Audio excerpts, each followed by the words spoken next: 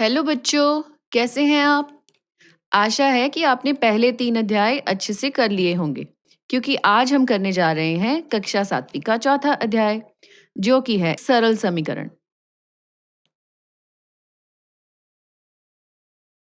आइए पहले इधर देखें। यहाँ 2 बच्चे कुछ खेल खेल रहे हैं। इनके नाम हैं अपूर्व व अनुज। उनके पास लाल और हरे रंग की छोटी-छोटी गीटियाँ हैं, जो कि मिलाकर रखी गई हैं। वे दोनों एक साथ एक मुट्ठी भरकर गीटियां बर्तन में से निकालते हैं और उन्हें गिनते हैं। जीतने का नियम यह है कि एक बच्चे को दोनों रंग की गीटियां दूसरे बच्चे से अधिक निकालनी होंगी। आइए देखें पहली बारी में क्या हुआ। अपूर्व ने निकाली 5 लाल गीटियां व 7 हरी गीटियां और अनुज ने निकाली 6 लाल गीटियां व 2 हरी गीटियां। तो बताइए कौन जीता? अनुज की लाल गीटियों की संख्या अधिक है, जबकि अपूर्व की हरी गीटियों की संख्या अधिक है। ओह, यहाँ तो कोई भी जीत नहीं पाया। चलिए फिर से देखते हैं। इस बार अपूर्व ने निकाली 7 लाल गीटियां व 5 हरी गीटियां और अनुज ने निकाली 4 लाल गीटियां व 7 हरी गीटियां। तो इस बार कौन जीता? इस बार भी कोई नहीं जीत पाया, क्योंकि अपूर्व की लाल गीटियों की संख्या अधिक है और अनुज की हरी गीटियों की संख्या। आइए फिर से देखें। इस बार अपूर्व ने निकाली 6 लाल गीटियां और 5 हरी गीटियां और अनुज निकाल पाया केवल 4 लाल गीटियां व 4 ही हरी गीटियां। तो इस बार कौन जीता? जी हाँ, इस बार अपूर्व जीत गया है। उसकी दोनों ही रंगों की गीटियां अनुज की गीटियों से अधिक हैं। अब यह गीटियां उसकी हो गई। खेल के अंत में दोनों अपनी अपनी गीटियां गिनेंगे। जिसकी गीटियां अधिक होंगी वह जीत जाएगा। बच्चों, आप भी यह खेल अपने मित्रों के साथ खेल सकते हो। अब एक स्थिति को देखिए। यहाँ लिखने के लिए हमें बार बार लाल गीटियां व हरी गीटियों का प्रयोग करना पड़ा। क्यों ना हम इनके लिए किसी छोटे से चिन्ह का प्रयोग करें, जैसे लाल गीटियों के लिए R व हरी गीटियों के लिए G, या फिर L व H।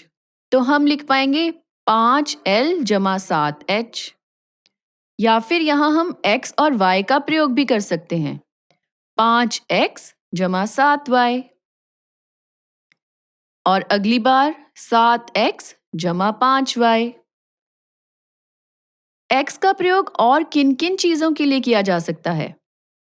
मान लो चिड़ियाघर के पशु पक्षियों की गिनती करनी है, तो हम ऐसे कर सकते हैं। 7 मोर, 12 तोते, 15 हिरण, 3 शेर, 2 भालू।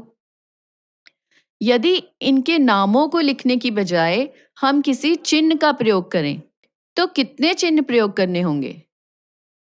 यहाँ 5 अलग अलग तरह के पशु पक्षियों की बात की गई है, तो हमें 5 ही चिन्ह प्रयोग करने होंगे। तो हम लिख सकते हैं 7X, 12Y, 15Z, 3A, 2B। हम अपनी मर्जी से किसी भी चिन्ह का प्रयोग कर सकते हैं। तो चलिए अब हम अपनी पेंसिलें व रबड़ें गिनें। मेरे पास 3 पेंसिलें व 2 रबड़ हैं। मैं इसे इस प्रकार लिखूंगी, 3X जमा 2Y। और मेरी मित्र नवी के पास 5 पेंसिलें व 2 रबड़ हैं। तो लिखकर बताइए। यह होगा 5X जमा 2Y। हम इसकी जगह कोई और चिन्ह का भी प्रयोग कर सकते हैं, जैसे 5P जमा 2R। आइए अब कुछ फलों को गिने। यहाँ पर हैं 3 सेब, 5 अमरूद व 4 संतरे। तो हम इन्हें लिख सकते हैं 3X जमा 5Y जमा 4Z। चलिए अब इनमें से चर व अचर पहचानते हैं। 3x जमा 2y। 3 व 2 अचर हैं। 3 का अर्थ 3 ही है और सदा 3 ही रहेगा। 2 का अर्थ 2 ही रहेगा, किंतु x कुछ भी हो सकता है। x का प्रयोग हम गीटियों के लिए, पेंसिलों के लिए, पशु पक्षियों के लिए या किसी भी चीज के लिए कर सकते हैं। इस प्रकार से यह एक चर है। अच्छा बच्चों, क्या हम 3x और 2y इन्हें आपस में जोड़ सकते हैं? 3x का अर्थ है 3 पेंसिलें व 2y का अर्थ है 2 रबड़। क्या हम इन्हें जोड़ दें? तो क्या कह पाएंगे? 5 पेंसिलें व रबड़ें? परंतु इसका अर्थ तो होगा कि 5 ही पेंसिलें हैं और 5 ही रबड़ हैं, किंतु ऐसा तो नहीं था। तो इसका अर्थ है कि इन्हें जोड़कर नहीं लिखा जा सकता। इन्हें यूं ही अलग-अलग लिखना होगा। हम x और y आदि को कुछ भी मान सकते हैं। तो क्यों ना कुछ ऐसा माने जो आपस में जोड़ा जा सकता हो, जैसे रुपए, पैसे, किसी चीज की कीमत, लंबाई या चौड़ाई आदि। आइए करके देखें। 3x जमा 2y। मान लीजिए x और y पेंसिल व रबड़ की जगह उनकी कीमत को दर्शाते हैं। पेंसिल की कीमत है x बराबर 2 रुपए और रबड़ की कीमत है y बराबर 3 रुपए। तो 3x जमा 2y, क्या अब हम इन्हें जोड़ पाएंगे? 3x का अर्थ है 3x से गुणा होगा। इसी प्रकार 2y से गुणा होगा। हम जानते हैं कि किसी समीका में भी पहले भाग व गुणा की जाती है तथा अंत में जोड़ व घटा। तो 3 को x से गुणा किए बिना जोड़ा नहीं जा सकता। तो गुणा करने के लिए मान भरना होगा। x का मान 2 भरने पर व y का मान 3 भरने पर 3 गुना 2 जमा 2 गुना 3 यानी 6 जमा 6 बराबर 12। वाह, हमने तो जोड़ लिया। अरे, किंतु ध्यान से देखिए, x व y का मान एक अचर संख्या थी, तो हमने अभी भी जोड़ व गुना अचरों की है, चर की नहीं। इसका अर्थ यही हुआ कि चरों को आपस में जोड़ा या घटाया नहीं जा सकता। इन्हें इसी रूप में अलग-अलग से लिखा जा सकता है। जब हम चरों व अचरों को इस रूप में लिखकर छोड़ देते हैं, तो इनके इस रूप को एक व्यंजक कहते हैं, जैसे 3x जमा 2y या केवल 3x जमा 2। 2 के साथ कोई भी चर नहीं है, तो यह कुछ भी हो सकता है। मान लीजिए x पेंसिलों की कीमत है और 2 रुपए हैं, तो 3 गुना x जमा 2। अभी भी गुना किए बिना हम 2 नहीं जोड़ पाएंगे, तो यह भी एक व्यंजक ही है। आइए अब हम कुछ व्यंजक स्वयं बनाएं। इस स्थिति को देखिए। सरिता के पास कामना से 10 कंचे अधिक हैं। तो मान लीजिए कामना के पास हैं x कंचे, तो सरिता के पास होंगे x जमा 10 कंचे। आइए अगली परिस्थिति देखें। जीवन प्रगुण से 4 साल छोटा है। तो मान लीजिए प्रगुण की आयु बराबर x वर्ष। तो जीवन की आयु x माइनस 4 वर्ष। राजू की आयु दीपा की आयु से 2 गुनी है। तो मान लो दीपा की आयु बराबर x वर्ष। तो राजू की आयु कितनी होगी? उससे 2 गुनी यानी 2x वर्ष। मेरे पिताजी की आयु मेरी आयु के 3 गुने से भी 2 वर्ष अधिक है। तो मान लीजिए मेरी आयु x वर्ष, तो पिताजी की आयु इसके 3 गुने से यानी 3x उससे भी 2 वर्ष अधिक है, यानी 3x जमा 2 वर्ष। आइए अब कुछ प्रश्न देखें। आज से 5 वर्ष बाद मेरी आयु कितनी होगी? हम जानते हैं कि आज मेरी आयु जितनी है उससे 5 वर्ष बढ़ जाएगी। तो यदि हम मान लें कि आज मेरी आयु x वर्ष है, तो 5 वर्ष पश्चात होगी x जमा 5 वर्ष। अब बताइए, आज से 4 वर्ष पूर्व शेखर की आयु क्या थी? यह समझना आसान है कि आज से 4 वर्ष पूर्व शेखर की आयु उसकी वर्तमान आयु से 4 वर्ष कम थी। तो मान लीजिए शेखर की वर्तमान आयु बराबर है x वर्ष। तो 4 वर्ष पूर्व की आयु हुई x माइनस 4 वर्ष। आइए इन व्यंजकों को और मजेदार बनाएं और इनका प्रयोग एक खेल में करें। मान लीजिए मैंने आपसे कहा कि आज से 5 वर्ष पश्चात मेरी आयु 25 वर्ष होगी। तो बताइए मेरी वर्तमान आयु कितनी है? 5 वर्ष पश्चात 25 वर्ष। तो आज की आयु निकालने के लिए 5 घटाने होंगे। 25 माइनस 5 बराबर है 20। शाबाश। ऐसे ही यदि मैं कहूं आज से 4 वर्ष पूर्व शेखर की आयु 10 वर्ष थी, तो शेखर की वर्तमान आयु कितनी होगी? आसान है, 4 वर्ष पूर्व 10 वर्ष थी, तो अब 4 वर्ष बढ़ गई होगी, अर्थात 10 जमा 4 बराबर है 14। आइए इसे चरों व व्यंजकों की सहायता से करके देखें।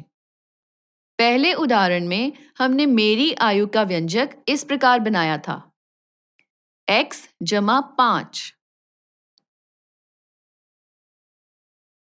हमने यह देखा कि आज से 5 वर्ष बाद मेरी आयु होगी x जमा 5। अब हमें यह ज्ञात है कि वह 25 वर्ष होगी। तो हम लिख सकते हैं कि x जमा 5 बराबर है 25। इसी प्रकार से 4 वर्ष पूर्व की शेखर की आयु होगी x माइनस 4। हमें ज्ञात है कि वह 10 वर्ष थी, तो हम लिख सकते हैं x माइनस 4 बराबर है 10। अब यह दोनों तथ्य एक समीकरण बन चुके हैं। यदि किसी व्यंजक में बराबर है का चिन्ह लगाकर उसके दाईं ओर भी कोई संख्या या व्यंजक लिखा गया हो, तो वह एक समीकरण बन जाता है। और यदि उस समीकरण में केवल एक ही चर का प्रयोग किया गया है, तो उसका मान भी निकाला जा सकता है। आइए एक समीकरण के सभी भागों को देखें। x जमा 5 बराबर 25। यहाँ बराबर का चिन्ह समता को दर्शाता है, यानी बाईं ओर लिखा गया व्यंजक दाईं ओर लिखी गई संख्या के बराबर है। बाईं ओर लिखे गए व्यंजक को कहेंगे LHS, लेफ्ट हैंड साइड, और दाईं ओर लिखी गई संख्या को कहेंगे RHS, राइट हैंड साइड। समता का चिन्ह यह दर्शाता है कि इसके बाईं ओर लिखे गए व्यंजक का मान इसके दाईं ओर लिखे गए व्यंजक के मान के बराबर है, और यह हमें उसे हल करने में भी मदद करता है। आइए कुछ और उदाहरण देखें। मेरी पेंसिलों की गिनती को 3 से गुना करने पर 12 प्राप्त होता है। तो बताइए मेरे पास कितनी पेंसिलें हैं? 3, 4 या 5? तो आप देखिए किस संख्या को 3 से गुना करने पर 12 प्राप्त होता है। चलिए एक और उदाहरण देखें। मेरा मकान नंबर रवि के मकान नंबर से आधा है। मेरा मकान नंबर है 108। तो रवि का मकान नंबर क्या होगा? 94, 304 या 216? शाबाश, आप सब बहुत होशियार हैं। आइए थोड़ी मुश्किल बढ़ाई जाए। थोड़े से समीकरण बनाइए। x के तिगुने और 11 का योग 32 है। x का तिगुना यानी 3x और 11 का योग यानी जमा 11। तो इसे हम लिख सकते हैं 3x जमा 11। यह 32 है, यानी 3x जमा 11 बराबर 32। तो यह बन गया हमारा समीकरण। यदि किसी संख्या के 6 गुने में से आप 5 घटाएं तो 7 प्राप्त होता है। संख्या का 6 गुना यानी 6x में से आप 5 घटाएं यानी 6x माइनस 5 तो 7 प्राप्त होता है, यानी 6x माइनस 5 बराबर 7। m का 1/4 7 से 3 अधिक है। आइए समीकरण बनाकर देखें। m का 1/4 यानी 1/4m या फिर m/4। यह 7 से 3 अधिक है, यानी 7 जमा 3।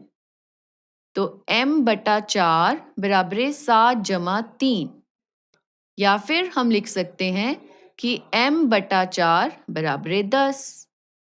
तो यह बन गया हमारा समीकरण।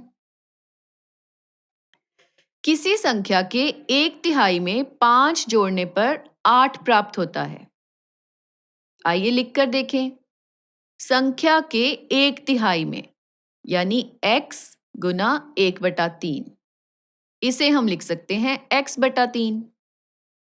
इसमें 5 जोड़ने पर यानी x/3 जमा 5 8 प्राप्त होता है, यानी x/3 जमा 5 बराबर होगा 8। तो यह बन गया हमारा एक और समीकरण। आइए अब इन्हें हल करना सीखें। उसके लिए चलिए एक दुकान पर चलते हैं या फिर सब्जी वाले भाई की रेहड़ी पर, क्योंकि यहाँ हमें एक तराजू मिलेगा। देखिए, तराजू के एक ओर किलो का पत्थर रखा है और दूसरी ओर कुछ टमाटर। दोनों ओर के पलड़े बिल्कुल बराबर हैं। किंतु यह क्या, मौसी को 1 किलो नहीं, केवल आधा किलो ही टमाटर चाहिए। तो सब्जी वाले भाई ने इस ओर का भार 1 किलो से घटाकर आधा किलो कर दिया। क्या पलड़े बराबर हैं? नहीं, उन्हें फिर से बराबर करने के लिए टमाटरों वाली तरफ का भार भी कुछ कम करना होगा। तो हमें कुछ टमाटर निकालने होंगे। क्या अब भार फिर से बराबर हो गया है? हाँ, अब यह बराबर हो गया है। अच्छा, यदि मौसी को 2 किलो टमाटर खरीदने होते, तो क्या करना पड़ता? तब दोनों ओर के भार को 1-1 किलो से बढ़ाना पड़ता, जिससे वे पलड़े फिर से बराबर हो जाते। तो हमने देखा कि यदि तराजू के दोनों पलड़ों में से समान मात्रा में भार निकाला जाए या समान मात्रा में भार बढ़ा दिया जाए, तो पलड़े फिर से बराबर हो जाते हैं। आइए अब अपने समीकरण को देखें। x जमा 5 बराबर 25। x का मान ज्ञात करने के लिए यदि LHS व RHS दोनों ओर से 5 घटा दिया जाए, तो भी दोनों ओर के मान बराबर ही रहेंगे। आइए करके देखें। x जमा 5 माइनस 5 बराबरे 25 माइनस 5। तो x बराबरे होगा 20। क्यों, मजा आया ना? आइए एक बार फिर से करें। x माइनस 4 बराबरे 10। दोनों ओर 4 जोड़ने पर x माइनस 4 जमा 4 बराबरे 10 जमा 4। तो x बराबरे हुआ 14। 3x जमा 11 बराबरे 32। यहाँ गुणा व जमा दो संक्रियाएं की जानी हैं, तो इसे दो चरणों में हल किया जा सकता है। किसी समीकरण को हल करने के नियम के अनुसार पहले गुणा व भाग तथा बाद में जोड़ या घटा, किंतु मान निकालने के लिए हमें उल्टा चलना होगा। पहले घटा या जोड़, फिर गुणा या भाग। आइए देखें कैसे। 3x जमा 11 बराबरे 32। दोनों ओर से 11 घटाने पर 3x जमा 11 माइनस 11 बराबरे 32 माइनस 11। तो 3x बराबरे हुआ 21। अब दोनों ओर 3 से भाग करने पर 3x बटा 3 बराबरे 21 बटा 3। तो x बराबरे 7। आइए इसे और आसान व मजेदार बनाएं। अब हम दोनों ओर एक ही संक्रिया करने के स्थान पर स्थानापन्न करेंगे। घबराइए नहीं, यह शब्द सुनने में कठिन व डरावना लग रहा है, परंतु इसे करना बहुत आसान है। केवल LHS से RHS या RHS से LHS में संख्याएं ले जानी होंगी। आइए देखें कैसे। x जमा 5 बराबरे 25। 5 को यहां से हटाने के लिए RHS ले जाएं। बस याद रहे, एक ओर से दूसरी ओर जाने पर चिन्ह उलट जाएगा, यानी जमा घटा में बदल जाएगा व घटा जमा में। इसी प्रकार से गुणा भाग में बदल जाएगा और भाग गुणा में। आइए देखें कैसे। x जमा 5 बराबरे 25, तो x बराबरे 25 माइनस 5। 5 को उस ओर ले जाने पर वह घटा का हो गया। x बराबरे 20। देखिए, उत्तर अभी भी सही है। x माइनस 4 बराबरे 10। 4 को RHS ले जाने पर वह जमा हो जाएगा। x बराबरे 10 जमा 4। x बराबरे 14। उत्तर सही है ना? आइए गुणा भाग वाली समीकरण भी देखें। 3x जमा 11 बराबरे 32। इसे दो चरणों में करना होगा। याद रखिए, पहले घटा व जोड़ व बाद में भाग व गुणा। तो पहले 11 को RHS ले जाते हैं, वह घटा हो जाएगा। 3x बराबरे 32 माइनस 11। 3x बराबरे 21। अब 3 को RHS ले जाने पर वह भाग होगा, क्योंकि यहां वह x से गुणा हो रहा है। तो x बराबरे 21 बटा 3 या फिर x बराबरे 7। आइए एक और बार प्रयोग करके देखें। 6x माइनस 5 बराबरे 7। पहले 5, 6x बराबरे 7 जमा 5, यानी 6x बराबरे 12। अब 6, x बराबरे 12 बटा 6, यानी x बराबरे 2। समीकरण बनाना व उन्हें हल करना मजेदार है। आइए कुछ और परिस्थितियां देखें। वह कौन सी संख्या है जिसके 1/3 में 5 जोड़ने पर 8 प्राप्त होता है? आइए पहले समीकरण बनाएं। ऐसी संख्या जिसके 1/3 में, यानी 1/3 गुना x बराबरे x बटा 3। 5 जोड़ने पर x बटा 3 जमा 5, 8 प्राप्त होता है। तो यानी x बटा 3 जमा 5 बराबर है 8। यह बन गया हमारा समीकरण। तो आइए अब इसे हल करें। 5 को RHS ले जाने पर x बटा 3 बराबर है 8 माइनस 5, या फिर x बटा 3 बराबर है 3। 3 को RHS ले जाने पर x बराबर है 3 गुना 3, यानी x बराबर है 9। तो 9 ऐसी संख्या है जिसके 1/3 में 5 जोड़ने पर 8 प्राप्त होता है। आइए जांच करके देखें। 9 का 1/3 यानी 9/3 बराबर है 3। इसमें 5 जोड़ने पर 3 जमा 5 बराबर है 8। सही है, 8 प्राप्त हुआ। तो हमारा समीकरण व हल बिल्कुल सही थे। आइए थोड़ी और मुश्किल बढ़ाई जाए। राजू के पिता की आयु राजू की आयु के 3 गुने से 5 वर्ष अधिक है। तो राजू की आयु ज्ञात कीजिए यदि उसके पिता की आयु 44 वर्ष है। राजू की आयु के 3 गुने से, तो मान लो राजू की आयु बराबर है x वर्ष। हमें याद रखना चाहिए कि छोटी इकाई को मान लेने से प्रश्न आसान हो जाता है। तो राजू की आयु को x मान लिया जाए। तो पिता की आयु होगी राजू की आयु के 3 गुने से, यानी 3x, उससे 5 वर्ष अधिक, यानी 3x जमा 5। और यदि उसके पिता की आयु 44 वर्ष है, तो अब हम इस व्यंजक को 44 के बराबर कर देंगे, यानी 3x जमा 5 बराबर है 44। तो यह बन गया हमारा समीकरण। आइए इसे हल करें। 3x जमा 5 बराबर है 44।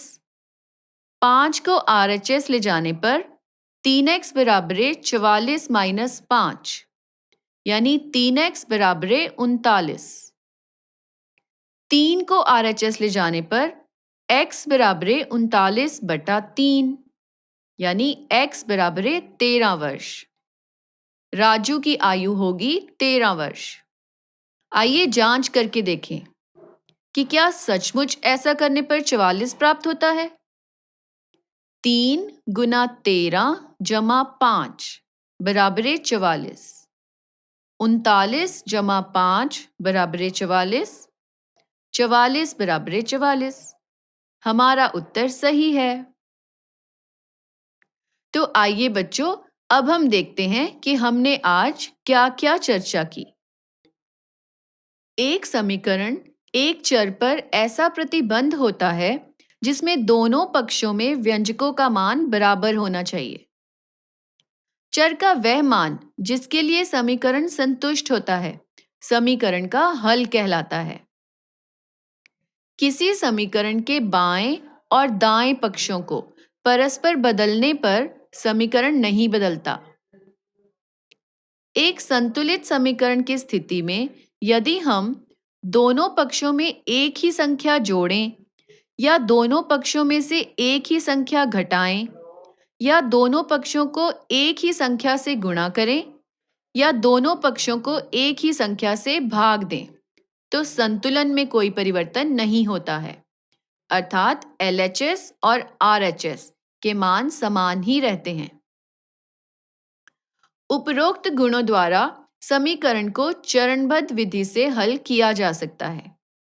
हमें दोनों पक्षों में एक से अधिक गणितीय संक्रियाएं करनी पड़ती हैं, जिससे कि दोनों में से एक पक्ष में हमें केवल चर प्राप्त हो। अंतिम चरण समीकरण का हल है। स्थानापन्न का अर्थ है एक पक्ष से दूसरे पक्ष में जाना। किसी संख्या को स्थानापन्न करना संख्या को दोनों पक्षों में जोड़ने या दोनों पक्षों में से घटाने के समान ही है। जब आप एक संख्या को एक पक्ष से दूसरे पक्ष में स्थानापन्न करते हैं तो आप उसके चिन्ह को बदल देते हैं। हमने व्यावहारिक स्थितियों को संगत सरल बीजीय व्यंजक के रूप में लिखना भी सीखा। और फिर उन्हें हल करना भी। तो बच्चों, अब हम मिलेंगे अगले अध्याय में। तब तक खूब पढ़िए, खूब खेलिए, स्वस्थ रहिए व मस्त रहिए।